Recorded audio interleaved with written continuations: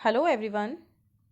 Let's start with question number 5 of exercise 6.4 of chapter 6, that is squares and square roots of class 8th. Question number 5 is find the least number which must be added to each of the following numbers so as to get a perfect square. Also find the square root of the perfect square so obtain. यहाँ आपको कुछ numbers given हैं. आपको बताना है कि इन numbers में हम कौन सा लीस्ट नंबर ऐड करें कि ये जो नंबर गिवन है ये परफेक्ट स्क्वायर नंबर बन जाए. इट मीन्स ये जो नंबर्स गिवन है ये नॉन परफेक्ट स्क्वायर नंबर्स हैं. आफ्टर दैट जब हम ये फाइंड कर लेंगे, वो लीस्ट नंबर फाइंड कर लेंगे जो इसमें देन हम उस नंबर को इस नंबर में ऐड करके इस नंबर को परफेक्ट स्क्वायर नंबर बनाएंगे और फिर उसका स्क्वायर रूट भी फाइंड आउट करना है. ओके, सो फॉर दिस हम यूज़ करते हैं डिवीज़न मेथड, यानी कि what should be added and what should be subtracted to make it perfect square. हम कौन सा मेथड यूज़ करते हैं स्क्वायर रूट का? Division method. So for the division method you all know very well. सबसे पहले हमें क्या करना होगा? पेयरिंग करनी होगी. तो हमने यहाँ पर पेयरिंग की, 25 एक पेयर में आ गया और 5 एक पेयर में आ गया. अब हमें 5 को डिवाइड करना है तो हम क्या लेंगे? 2 2 4 स्क्वायर नंबर ही लेते हैं. 3 3 9 नहीं ले सकते क्योंकि वो ज़्यादा हो जाएगा, तो इसलिए हमने क्या लिया? 2 2 4 नियर बाय है 5 के. ठीक है, और लेस देन भी है. यहाँ भी 2 लिख लिया, यहाँ भी 2 लिख लिया, यहाँ पर 4 आ गया. 2 2 4. 5 में से 4 को सब्ट्रैक्ट करके यहाँ 1 आ गया. फिर हमने नेक्स्ट पेयर है 25, उसको यहाँ पर कॉपी कर दिया. यहाँ 2 आया इसलिए +2 करेंगे तो कितना आ गया? 4 आ गया. ओके, नाउ अब देखिए, अब हमें ये तो 4 आ गया. अब हमें चाहिए क्या? 125. तो या तो हम 125 एग्जैक्टली आ जाए. एग्जैक्टली तो आ नहीं सकता क्योंकि ये परफेक्ट स्क्वायर नंबर ही नहीं है, तो इसलिए इससे हम लेस देन ही लेके चलेंगे, यानी कि 4 के बाद हमें कोई भी एक डिजिट लेनी होगी. तो 4 के बाद अगर सपोज आप 3 लेते हैं तो मल्टीप्लाई भी किससे करेंगे? 3 से. 3 3 ज़ा 9, 3 4 ज़ा 12. कितना आया? 129, जो कि 125 से ग्रेटर देन है, इसलिए हम 4 के बाद 3 नहीं ले सकते. तो 3 से छोटा कौन नंबर है? 2, यानी कि 42 मल्टीप्लाई बाय 2. 2 2 ज़ा 4, 2 4 ज़ा 8. नाउ यहाँ पर भी 2 आ जाएगा और यहाँ पर भी 2 आ गया, तो अब आपने यहाँ पर लिख दिया 84. अब देखिए 5 में से 4 को सब्ट्रैक्ट किया 1 और 12 में से 8 को सब्ट्रैक्ट किया 4, यानी कि आपको रिमाइंडर मिला 41. तो यहाँ तक हमने इस तरह से ही हमने किस में किया था? व्हाट शुड बी सब्ट्रैक्टेड में, है ना. अब इसके बाद क्या करना होता है कि ये जो नंबर आता है 22, ओके, हम इससे नेक्स्ट नंबर लेते हैं. 22 से नेक्स्ट नंबर क्या होता है? 23. हम 23 का स्क्वायर करेंगे तो 23 का स्क्वायर क्या होता है? 529. आप बाय मल्टीप्लाइंग आप इस तरह से 23 मल्टीप्लाई बाय 23 का स्क्वायर फाइंड आउट कर लेंगे, जो कि कितना आया? 529. तो अगर अब हमें बताना है that what number should be added, तो हम इस ये जो स्क्वायर आया इस स्क्वायर में से, स्क्वायर नंबर में से हम जो गिवन नंबर है उसको सब्ट्रैक्ट कर देते हैं. नाउ 529 माइनस 525 कितना आ गया? 4 आ गया. ठीक है, यानी कि हमें ये पता चल गया कि वो जो लीस्ट नंबर जो 525 में ऐड होकर इसको परफेक्ट स्क्वायर नंबर बनाएगा वो क्या है? 4. Now the first answer is 4. अब हमें क्या करना है कि 525 में 4 को ऐड करना है, तो 529 आ गया. अब 529 का स्क्वायर रूट भी बताना है, तो वो कितना हो जाएगा? 23, क्योंकि अगर 23 का स्क्वायर 529 है तो 529 का स्क्वायर रूट क्या होगा? 23. इस तरह से ये हमारा क्वेश्चन पूरा अटेम्प्ट हो जाता है. Now next is 1750. अगेन आप क्या करेंगे? पेयरिंग करेंगे. तो पेयरिंग में 50 एक पेयर हो गया, 17 एक पेयर हो गया, 4 4 ज़ा 16 जाएगा. ठीक है, यहाँ पर +4 कर दिया तो 8 आ गया. 16 ये 17 में से 16 लेस किया, 1 आया. नेक्स्ट पेयर 50 को आपने नीचे कॉपी कर दिया. ओके, नाउ अब हमें देना है, देखिए 8 के बाद हमें कोई डिजिट लेनी है, तो अगर आप 82 मल्टीप्लाई बाय 20 करके देखेंगे तो 150 से ग्रेटर देन आएगा, इसलिए हम यहाँ पर 8 के बाद 1 ही ले सकते हैं. इट मीन्स 81 1 ज़ा 81 ही ले सकते हैं, तो ये रिमाइंडर आ जाएगा 69. ठीक है, तो अब देखिए यहाँ पर क्या है? 41, तो उससे नेक्स्ट नंबर क्या लेना है? 42. 42 का स्क्वायर होता है 1764. ठीक है, तो अब आपको निकालना है what number should be added. तो आप क्या करेंगे? इस नंबर में से 1750 को सब्ट्रैक्ट कर देंगे, तो कितना आया? 14, यानी कि द लीस्ट नंबर इज 14. 14 ही ऐसा नंबर है, 14 वो नंबर है जो 1750 को ऐड करके इसको एक परफेक्ट स्क्वायर नंबर बना देगा. अब आप इस 14 को ऐड कर दीजिए, तो आपको पता है क्या आएगा ऐड करके? 1764 आएगा. ठीक है, अब इसका स्क्वायर रूट क्या होगा? 42. तो ये आपका आंसर हो गया. Now third is 252. So for this again आप क्या करेंगे, पेयरिंग की आपने, आपको पता है यहाँ तक का मेथड, आप पूरा इसको प्रोसेस कर लेंगे तो रिमाइंडर 27 आ जाएगा और यहाँ पर आपको मिलेगा 15। तो 15 से नेक्स्ट नंबर 16 का स्क्वायर क्या होगा, 256। सो नंबर 2 भी एडिट कैसे निकाल देंगे, 256 में से 252 को सब्ट्रैक्ट कर देंगे, यानी कि 4, यानी कि 4 को हमें ऐड करना है, first answer. Now required number के लिए 252 में 4 को ऐड कर दीजिए, 256 आ गया, और 256 का अंडर रूट कितना होगा, 16।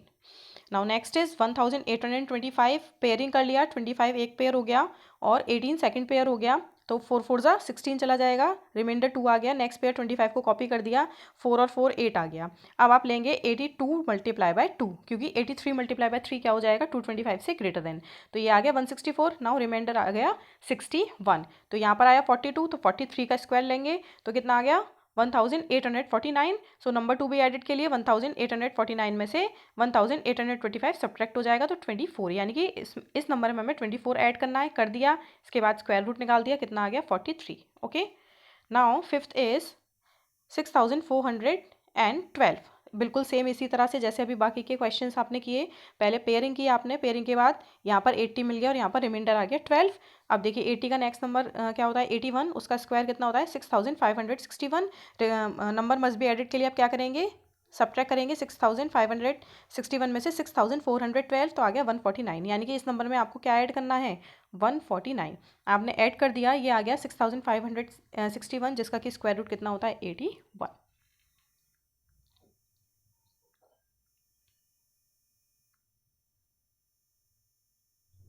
Now next is question number 6. Find the length of the side of a square whose area is 441 meter square. यहाँ आपको एक स्क्वायर का एरिया गिवन है 441 मीटर स्क्वायर, आपको उसकी बतानी है कि उसकी जो साइड है उसकी लेंथ क्या होगी। तो हमने यहाँ पर जो पूछा है उसको मान लिया x, let length of the side of square is equal to x। अब देखिए एरिया ऑफ स्क्वायर का फॉर्मूला क्या होता है, साइड इंटू साइड, और साइड को हमने क्या माना हुआ है, x, तो कितना हो गया, x इंटू एक्स। और देखिए एरिया गिवन कितना है आपको, 441, तो यहाँ पर एरिया के प्लेस पर हमने क्या रख दिया, 441, और x मल्टीप्लाई बाय x को हम क्या कहते हैं, एक्स स्क्वायर। ठीक है, अब आपको क्या निकालना है, x की वैल्यू निकालनी है। तो इसके लिए आप क्या करते हैं, आप इसको जब सॉल्व करते हैं तो ये जो स्क्वायर होता है ये एज अंडर रूट शिफ्ट हो जाता है सामने वाले नंबर पर। ठीक है, तो ये हो गया x is equal to under root 441। अब आपको 441 का क्या करना है, स्क्वायर रूट फाइंड आउट करना है। तो यहाँ पर आप बाउंडेड नहीं है कि किस मेथड से करना है, यहाँ पर मैंने किया हुआ है प्राइम फैक्टराइजेशन मेथड से। तो इस तरह से आपको पेयरिंग में मतलब 2 टाइम्स 3 मिल गया प्राइम फैक्टर्स में, और 2 टाइम्स 7, तो आपने पेयरिंग में से कॉमन लिया, तो 3 मल्टीप्लाई बाय 7 यानी कि 21। तो फाइंड आउट करनी थी साइड ऑफ द स्क्वायर, जो कि हमने x मानी थी, x की वैल्यू आई 21, hence length of the side is equal to 21 meter. So this is the side. Now question number 7.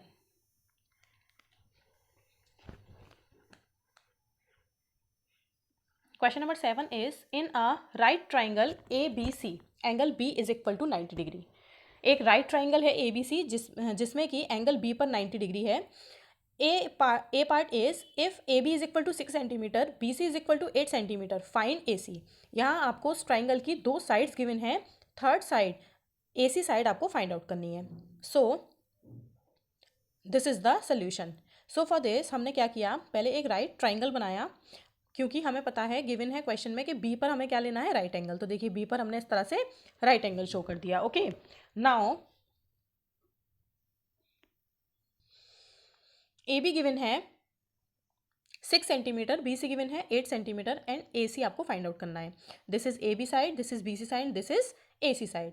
Now here is a theorem that is using Pythagoras theorem. Pythagoras theorem कहती है कि एक right triangle में hypotenuse का square perpendicular के square and base के square के sum के इक्वल होता है। So what is the hypotenuse, perpendicular and base in the right triangle. सो अगर एंगल बी पर 90 डिग्री है तो 90 डिग्री के जस्ट ऑपोजिट वाली जो साइड होती है दैट इज हाइपोटेनियस। ठीक है, ये हमारी होती है बेस, और जो बिल्कुल स्ट्रेट लाइन वाली जो साइड होती है that is perpendicular. Okay, so here in this triangle A C is hypotenuse, B C is base, and A B is perpendicular. Okay, so hypotenuse की जगह हमने AC रख दिया, परपेंडिकुलर की जगह AB रख दिया और बेस की जगह BC रख दिया। अब देखिए हमें AC फाइंड आउट करना है तो इसको हमने एज इट इज लिख दिया। AB आपके पास कितना है 6, तो यहाँ पर हो गया 6 का स्क्वायर। BC कितना है 8, तो ये हो गया 8 का स्क्वायर। अब 6 का स्क्वायर होता है 36 और 8 का स्क्वायर होता है 64। Now after adding these numbers 36 plus 64 becomes 100, so it becomes AC square is equal to 100। But हमें चाहिए AC, तो अभी फिर से क्या होगा, जो AC के ऊपर स्क्वायर है वो 100 के ऊपर अंडर रूट में चला जाएगा। तो 100 का स्क्वायर रूट जब आप फाइंड आउट करेंगे और आपको पता भी है कि क्या होता है 10 होता है, तो AC इज इक्वल टू आ गया 10 centimetre. This is the answer, यही पूछा था। Now B is that if AC is equal to 13 centimetre, BC is equal to 5 centimetre, find AB। अब आपको AC गिवन है, BC गिवन है और फाइंड करना है AB। So for this triangle जिस तरह से अभी A पार्ट में बनाया उसी तरह से यहाँ पर भी ट्राइंगल बन जाएगा। अब देखिए AC गिवन है, BC गिवन है, AB फाइंड आउट करना है, यानी कि परपेंडिकुलर फाइंड आउट करना है। Again using Pythagoras theorem. देखिए फिर से, क्योंकि AC हाइपोटेनियस है, AB आपका परपेंडिकुलर और BC आपका बेस, तो 13 AC की वैल्यू 13 गिवन है, तो आपने यहाँ पर AC की जगह लिख लिया 13 square.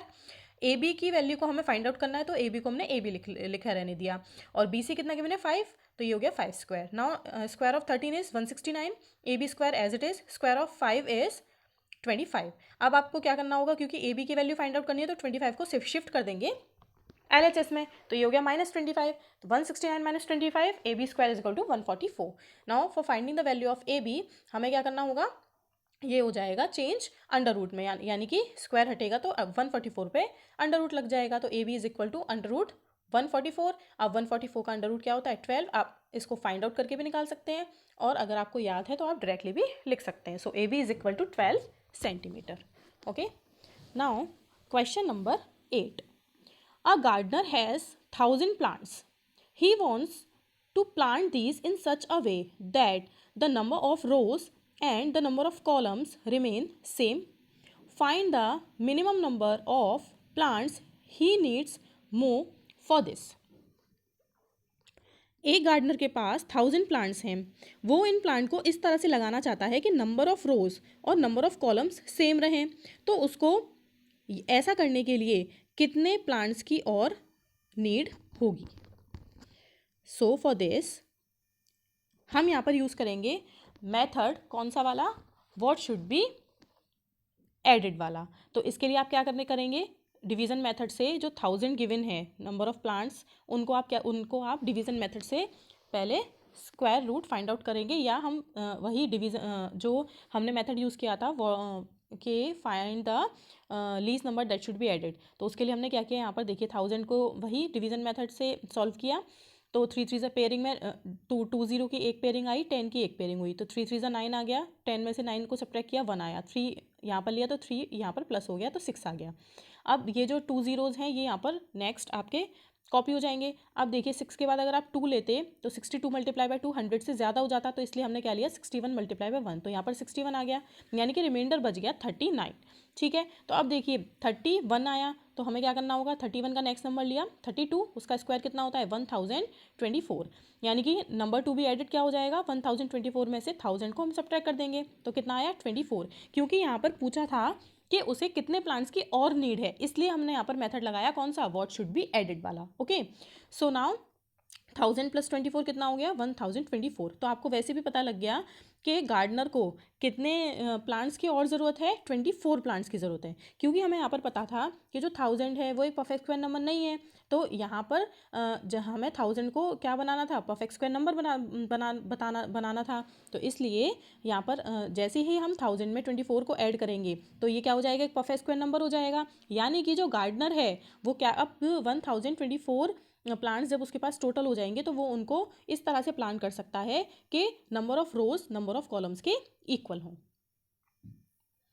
Now question number 9, last question of this exercise. There are 500 children in a school. एक स्कूल में 500 चिल्ड्रन है।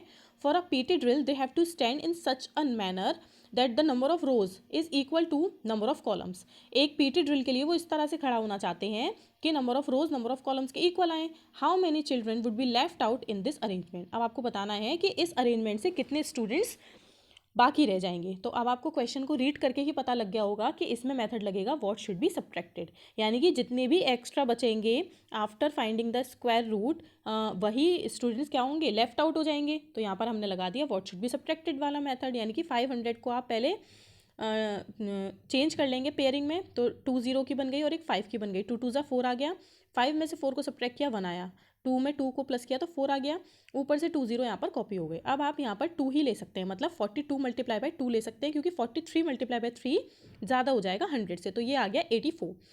100 में से 84 को लेस किया 16, यानी कि आपको पता चल गया कि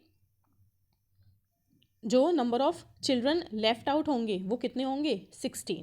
बाकी के स्टूडेंट्स से क्या होगा, जो नंबर ऑफ रोज और नंबर ऑफ कॉलम्स में वो डिस्ट्रीब्यूट हो जाएंगे और 16 स्टूडेंट्स लेफ्ट आउट रह जाएंगे उस अरेंजमेंट में से।